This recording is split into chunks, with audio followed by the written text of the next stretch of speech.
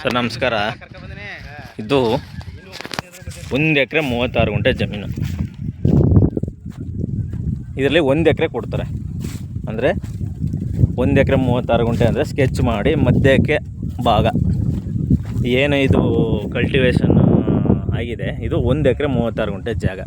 ಇದರಲ್ಲಿ ಬಲಭಾಗಕ್ಕೆ ಕೊಡ್ತಾರೆ ಅಥವಾ ಎಡಭಾಗಕ್ಕೆ ಕೊಡ್ತಾರೆ. 1 ಎಕರೆ 36 ಗುಂಟೆ ಜಾಗ. ಇದು 1 ಎಕರೆ ಕೊಡ್ತಾರೆ ಸ್ನೇಹಿತರೆ.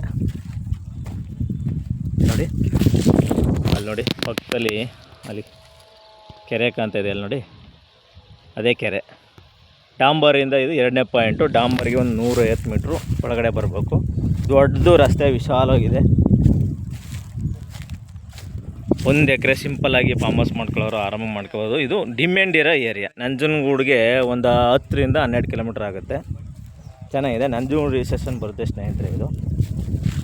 ಇದು ಮೈಸೂರಿಗೆ ಒಂದು 30 ಕಿಲೋಮೀಟ್ರ್ ಆಗುತ್ತೆ ಸ್ನೇಹಿತರೆ. ನೋಡಿ ಕೆಂಪು ಭೂಮಿ, ಬಾಳೆ ಹಾಕಿದ್ರು, ಎಲ್ಲ ರೋಟೋವೇಟ್ರ್ ಹಾಕಿದ್ದಾರೆ. ಚೆನ್ನಾಗಿದೆ.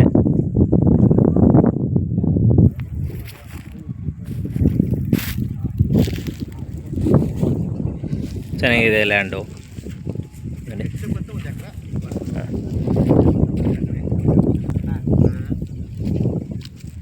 ನೋಡಿ ಇಲ್ಲೇ ರೈತರು ಕೂಡ ಇದ್ದಾರೆ. ರೈತರು ಕೂಡ ಅವ್ರು ರೇಟ್ ಹೇಳ್ತಾರೆ. ಇಲ್ಲೇ ಇವರೇ ನೋಡಿ, ಇವರೇ ಲ್ಯಾಂಡ್ ಓನರು. ಮಲ್ಲೇಶ್ ಅಂತ ಲ್ಯಾಂಡ್ ಓನರ್ ಇವರೇ. ಲ್ಯಾಂಡ್ ಓನರು ಮಲ್ಲೇಶ್ ಅಂತ. ನಂಜನಗೂಡಿಂದ 12 ಕಿಲೋಮೀಟ್ರು. ಇವರೇ ಓನರು. ಏನಣ್ಣ ರೈಟ್ ಏನೋ ಹೇಳಿ ಅಣ್ಣ. ಅದೇ 50 ಹೇಳ್ತೀವಿ ಅಣ್ಣ. ಸ್ವಲ್ಪ ಹೆಚ್ಚು ಕಡಿಮೆ ಆಯ್ತಾ ಕೂತ್ಕೊಂಡು ಹೆಚ್ಚು ಕಮ್ಮಿ ನೋಡಿ ಸ್ನೇಹಿತರೆ, ಮಲ್ಲೇಶ್ ಅಂತ ಇವರೇ ಸ್ವಲ್ಪ ಹೆಚ್ಚು ಕಡಿಮೆ ಆಯ್ತಾ ಅಂತ ಹೇಳ್ತಾರೆ ಸ್ನೇಹಿತರೆ. ಓನರ್ ಟು ಓನರ್ ಕೂತ್ಕೊಂಡಾಗ ಸ್ವಲ್ಪ ಹೆಚ್ಚು ಕಡಿಮೆ ಮಾಡ್ಕೊಡವ. ನಂಜನಗೂಡಿಂದ 12 ಕಿಲೋಮೀಟ್ರ್ ಇರೋದು ಜನರಲ್ ಪ್ರಾಪರ್ಟಿ.